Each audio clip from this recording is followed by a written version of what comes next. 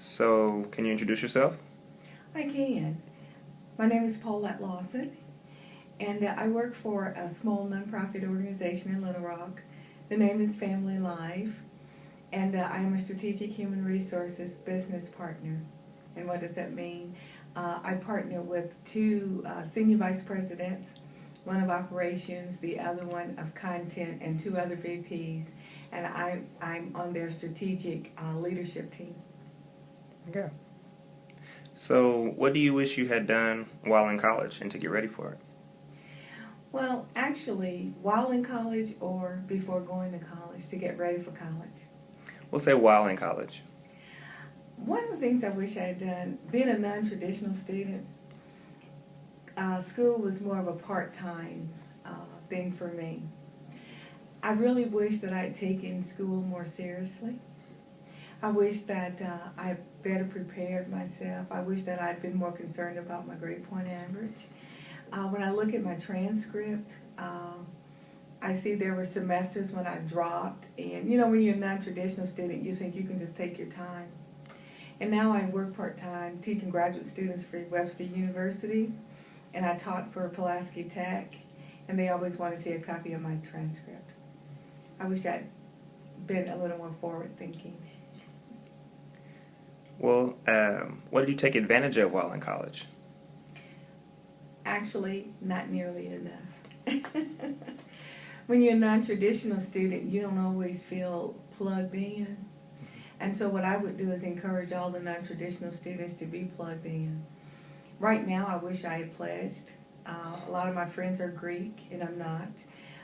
And my sister's been trying to get me to pledge Delta graduate chapter, and that's pretty expensive, and I'm a little bit older. I'm going, do I really want to do that? But I wish that, I had participated more in the student organizations, gotten more plugged in, and just gotten more involved in campus life. Well, did you network via career services and the career fairs? I did not, and let me tell you why. I was already working at the university, and so I was there as an employee already. I already had a job. But had I not been employed, I would have done more of that. I do want to just put a plug in for the Department of Career Services here at UCA. It is a state-of-the-art career services department. The services that are offered here aren't offered at really the other campuses. Being in human resources, I know I work with other career services departments because I recruit for my organization.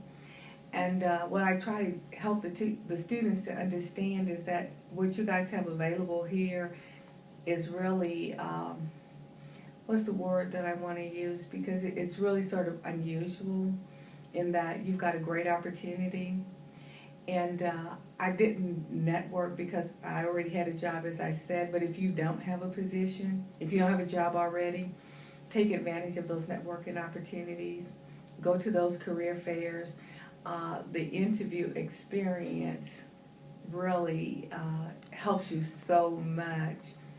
So while I didn't do it because I didn't have a need for it, there is a great need for it now. So, how did you get your current job? Actually, through networking. Yes, through networking and through by being a member of an organization. A friend of mine had this job before me, and we were members of the local HR organization for the state of Arkansas, and we were on a diversity committee together. So she headed the group. We had a meeting at her organization. She invited me out. And from there, I learned a little bit about what they do. And they did marriage conferences. And at that time, like I sort of at a crossroads in my marriage. So I had her to scholarship my husband and me to this conference. Well, exactly 1 year later, she called me as she was leaving her job. And the human resources experience that I already had, plus the knowledge that I had of the organization just by virtue of attending that one conference, helped me to get where get the position that I have today. So it was really through networking. Well, if you don't mind me asking, what do you do, and does it fit your degree? I think it does. I'm in human resources, and again, I'm a strategic HR business partner, and I partner with several departments. Any HR consideration they have, whether it be employee relations or recruiting, I'm recruiting for a couple of positions now, whether it be compensation, making sure that they are competitive with the external salary market, anything that involves human resources, I'm their first point of contact. And I'm like their HR manager is what I am. And it does fit well with my degree. My undergraduate degree is in speech, interpersonal and organizational communication, so that actually prepared me for the role that I have now. And my master's is in applied psychology. I have an MAP. And that's really organizational management. So I think it's like hand in glove, really. Okay, so how long after graduating did it take you to land your job? Well, remember, I was already in human resources, and so I'm a full-time employee. I'm a part-time student, but it actually, after I graduated with my undergraduate degree, it took me about 2 years to move up into a higher position. So, are there any difficulties you'd like to share while you were at school? Yeah. It wasn't all as easy as it sounds. While I think it was pretty much serendipity that has really guided my career, I really feel that things just seem to have fallen in place.